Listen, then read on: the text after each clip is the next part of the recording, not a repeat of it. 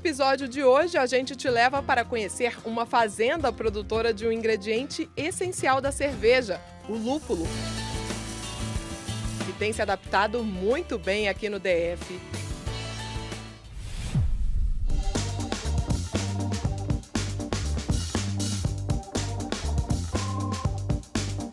Quer aprender mais sobre o órgão mais longo do corpo humano? Vem com a gente em uma viagem por uma réplica gigante do intestino.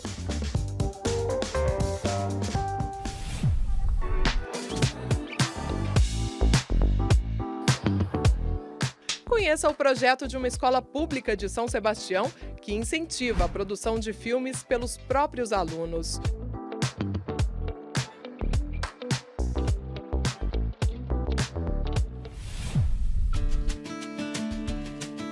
Veja como a dança inclusiva tem levado alegria para dezenas de famílias daqui do Distrito Federal. Mercado e pano é gente, sacudo de milho é gente, o sol nascente é tão belo. É agora, no nosso quadradinho. Se tudo fica pau amarelo.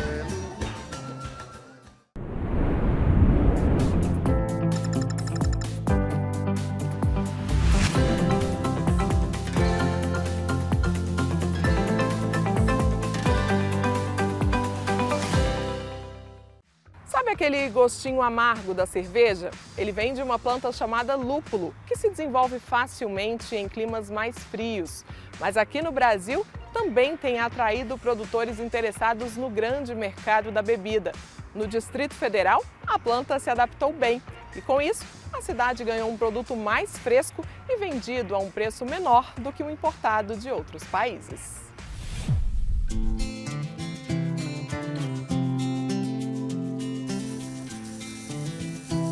99% do lúpulo utilizado nas cervejarias do Brasil são de fora, né? Então, leva assim, mais ou menos uma média de 1 a 2 anos até a colheita e a utilização desse lúpulo aqui para os produtores. Então, não é um lúpulo tão fresco.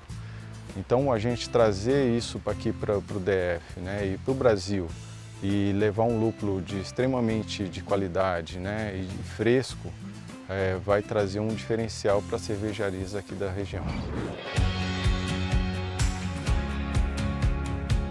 Foi um grande desafio, né? Porque o lúpulo ele não é uma planta aqui da região, né? Então, primeiramente, eu identifiquei um primeiro produtor aqui da região, fui conhecer a plantação dele e aí eu vi os desafios, né? Que a planta se adaptou muito bem aqui no nosso país.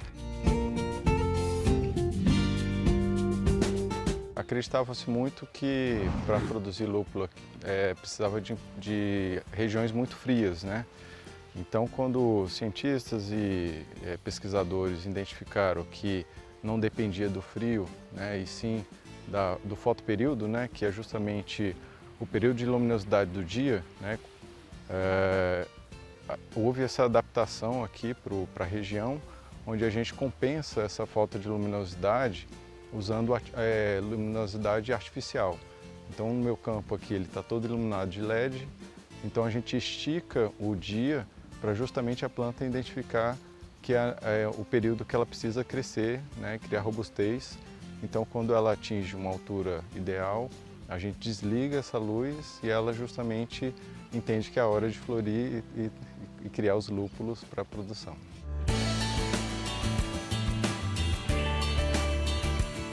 Aqui na minha região, eu plantei mais ou menos 1000 mudas, né? Inicialmente, cada muda, na primeira colheita, ela tem um potencial de 200 até 300 gramas por planta. Então a gente está falando de 30 quilos aí, né, numa plantação como essa. E aí ela tem um potencial de chegar até 500 a 800 gramas por planta.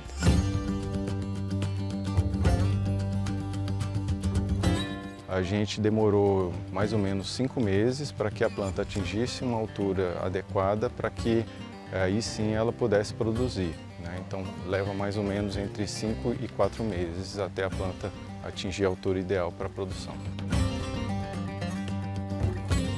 Hoje está iniciando, né, o entendimento e a divulgação dessa cultura aqui no DF, né? Fala-se até de ser um polo de desenvolvimento, né, dessa produção aqui na região.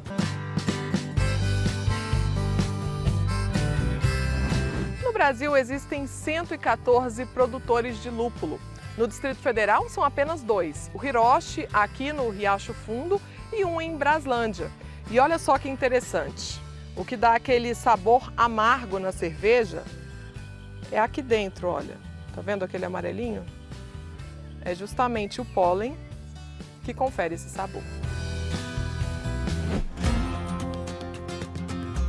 Depois que a colheita é feita, né, infelizmente hoje a gente tem que contar com um trabalho manual, né, de retirar os cones, né, os lúpulos da planta. E aí a gente leva para uma área de secagem, né, que passa aí entre 24 horas, né, para poder secar. E depois a gente faz a peletização, né, para que possa ser ensacado e vendido para o mercado.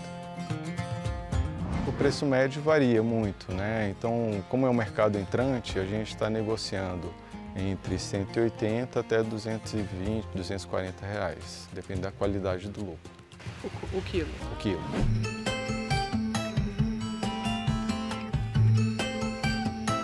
Foi uma surpresa, né? Que a planta se adaptou muito bem, porque eu plantei ela no inverno, né? Foi mais ou menos em julho, e ela ter se desenvolvido muito bem aqui no Cerrado brasileiro, né? Mesmo com toda a questão da seca aqui da região. E hoje a gente está com uma produção muito boa aí, uma planta bem robusta e produzindo bastante lucro.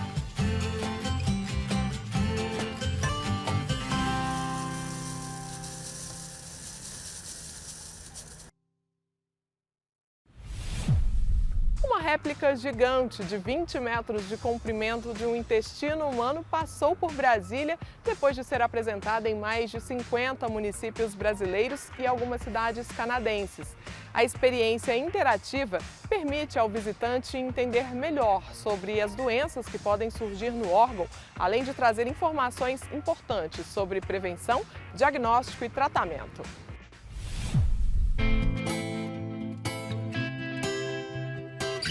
A minha mãe faleceu de câncer em 2002. Em 2002 eu prometi para Deus e para ela que eu iria descobrir a cura do câncer. Eu tenho certeza absoluta que eu não vou descobrir, mas eu vou acordar todos os dias para que menos pessoas tenham essa doença. E eu me especializei profissionalmente em intestino.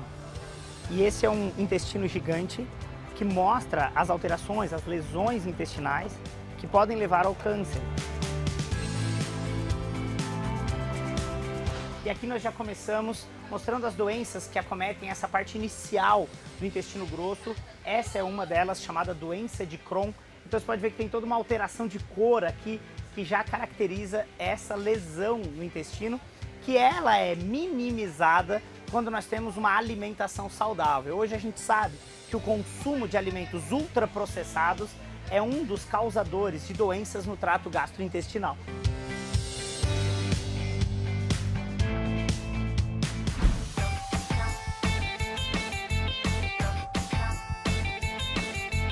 Toda visita é orientada, existem alunos aqui do curso de nutrição, alunos da pós-graduação de nutrição e gastroenterologia, que são profissionais já, médicos, nutricionistas, que passam orientando, fazendo essa explicação da importância da alimentação saudável e reduzir tudo aquilo que eles estão visualizando, que são as lesões do intestino grosso.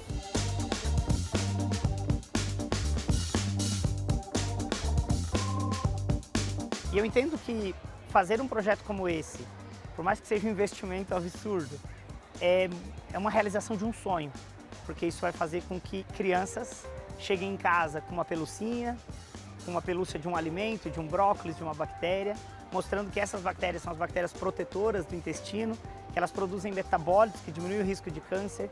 E quando essa criança explicar isso em casa e quer comendo comida de verdade, que vai minimizar, a gente vai poder despertar o interesse das pessoas por comer mais fruta, legume, vegetal, descascar mais e desembalar menos.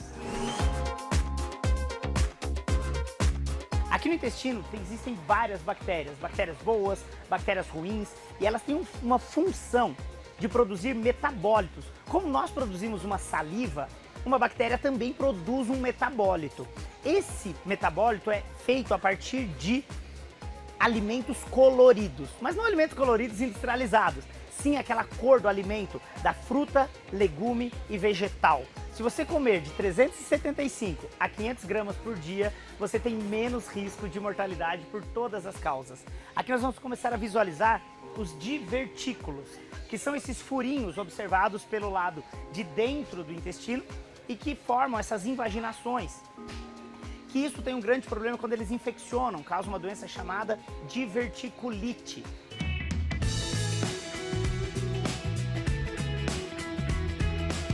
O projeto como um todo, ele é idealizado por uma oncologista, hoje de 92 anos, que tem esse projeto itinerante no Brasil inteiro. Já tem inclusive agendado Itajaí, Blumenau, Belo Horizonte e sempre para conscientizar para o risco do câncer coloretal.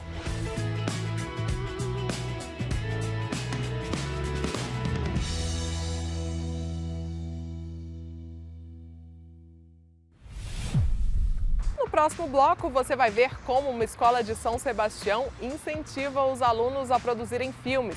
E venha se encantar com uma aula de dança pra lá de especial.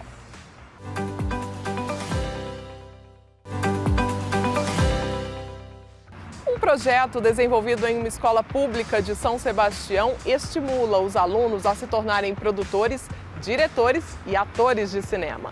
Já é a 10ª edição do Festival Chica de Ouro e os vencedores recebem a premiação sempre aqui, no Cine Brasília.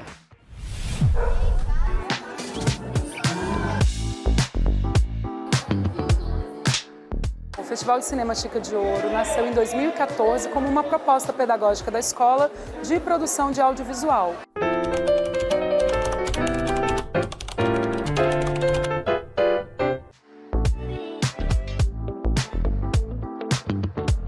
A proposta não é formar cineastas, mas fazer trabalhos interdisciplinares que que valorizem o trabalho em equipe, que valorize a potencialidade de cada um dentro de um bem maior. E no caso o produto é o filme.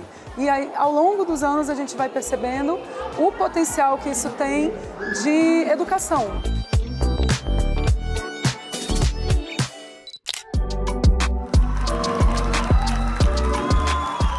É uma experiência muito gostosa, muito boa, está sendo muito divertido e eu gosto bastante. Eu me encontrei muito, que eu achava que eu gostaria de ser a protagonista sempre, mas eu gosto muito da direção, foi algo que eu encontrei no Chica de Ouro. Eu gosto muito de apresentar.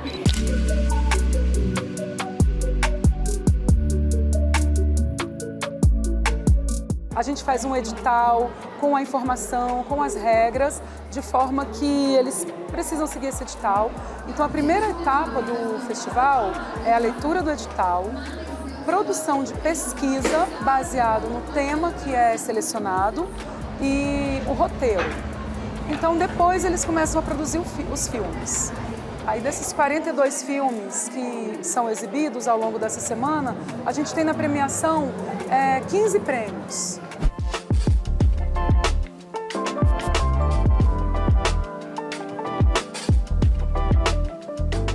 Quando a gente foi ver o resultado dos roteiros e dos filmes, a gente se deparou com muitas biografias de professores, homenagens lindíssimas. A gente se deparou com biografias dos próprios alunos, biografias de personagens que inspiram os alunos por algum motivo, né? Então, todas as biografias colocadas nesse festival agora, a gente percebe que existe uma relação com quem está fazendo o filme. Não foi escolhido à toa.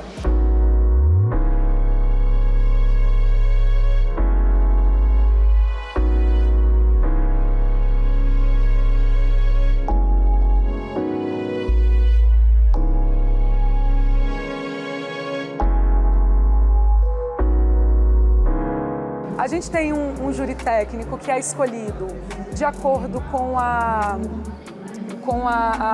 expertise em cinema que essa pessoa tenha, né? Então a gente tem alguns professores, algumas pessoas que trabalham com audiovisual, que produzem, e também alguns cinéfilos que entendem bem da linguagem. Então essas pessoas vão ver cada categoria e fazer o seu julgamento, sua avaliação.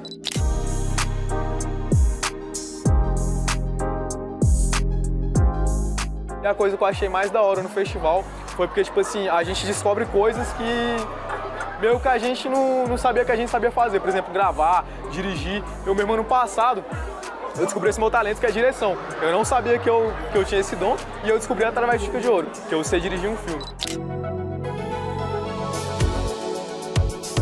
O que é levado em consideração para se escolher o melhor filme é um conjunto da obra, principalmente, né? Não apenas a edição, o roteiro, a interpretação, mas também a gente tem que estar levando em consideração que a gente está numa escola, é um trabalho pedagógico, são cineastas amadores que não têm equipamento, não têm recurso, os professores que os acompanham também não têm essa experiência, né, com cinema. Então, isso tudo é levado em consideração na hora que o júri vai fazer a sua avaliação.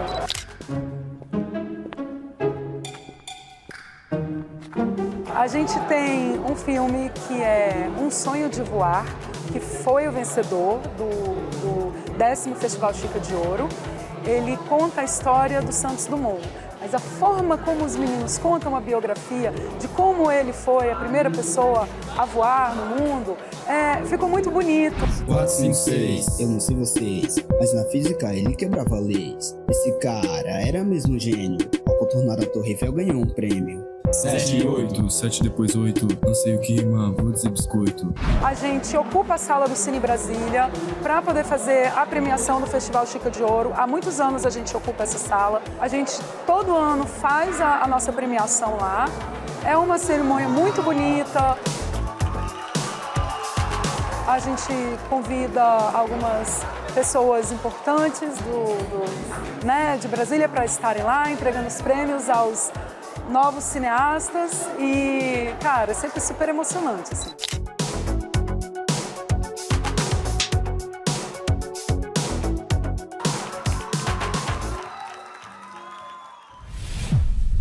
Aula de dança inclusiva. A proposta do Instituto Avivarte é permitir que pessoas com qualquer tipo de deficiência possam experimentar os benefícios que a prática traz.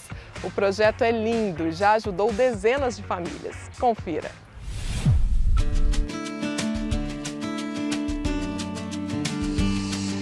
Eu comecei a fazer a dança, me apaixonei pela dança e aí eu vi o tanto que a dança ela traz cura, né? E aí eu comecei a levar para jovens, adultos e depois para pessoas com deficiência.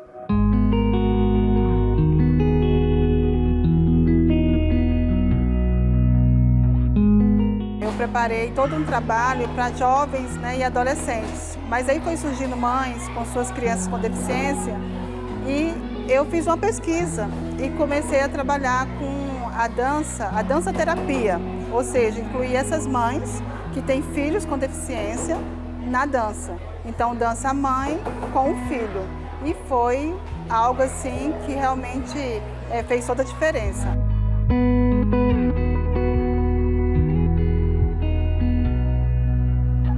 Hoje eu vejo essas mães incluídas nesse projeto, hoje eu vejo essas mães felizes porque tem uma atividade para os seus filhos, né? E todos nós, com ou sem deficiência, tem as nossas diferenças. O maior de todo mundo está pintando a minha história. Ele assinou a obra que sou eu e na assinatura está escrito Deus. Quando a gente chegou aqui, ela ficou sentadinha. Como ninguém sabia Libras, ela fica meio assim. Mas como eu estou aqui sempre interpretando para ela, traduzindo, e as meninas são muito amáveis. A Jana, a Cacau, a Vera, a Fran, as meninas, né? A Lala e a Aninha. Então ela foi se sentindo incluída. E muito feliz ela ficou.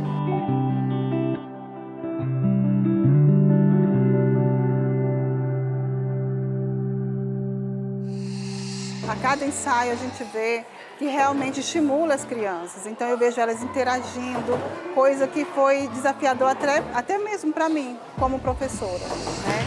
Boneca de pano é gente, sacuco de milho é gente, o sol nascente é tão belo, sítio do pica-pau amarelo.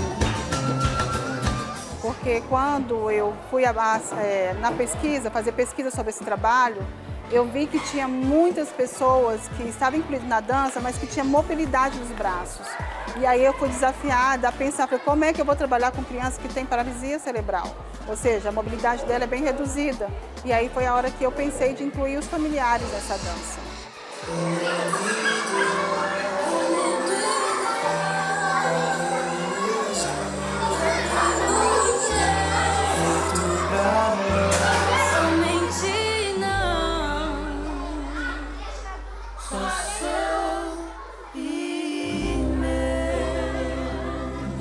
Eu comecei a dançar e participar dos projetos em escolas, exatamente para conscientizar as crianças, desde o jardim de infância até a faculdade, e também a sociedade, que uma cadeira é apenas um meio de locomoção, que ela não é algo que te limita de ser uma estrela, de ser uma mulher, um homem aqui em cima, mas que tem talentos.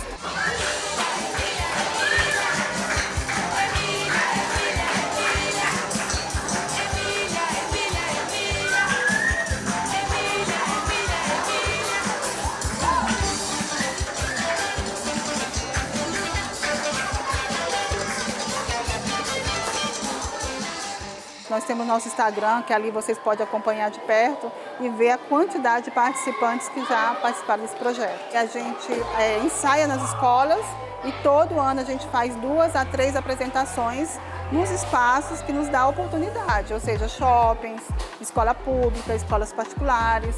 A gente vai ao local e a gente realiza o festival.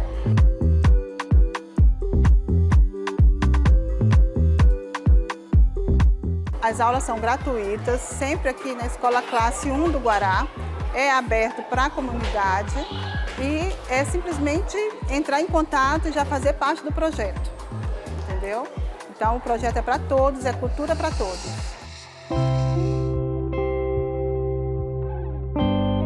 Eu já até chorei aqui hoje falando com a Jana, eu falei, Jana, realmente para mim assim, foi um espetáculo o que aconteceu na vida, né, na nossa vida. Porque ela ficava só em casa, ela não tinha um grupo que incluía ela. Porque por ela ter múltiplas deficiências, eu não achava esse grupo. E Deus assim, usou a Jana, usou a Vivarte, né, esse grupo maravilhoso, para incluir a Fernanda, acho que até mais eu do que a Fernanda.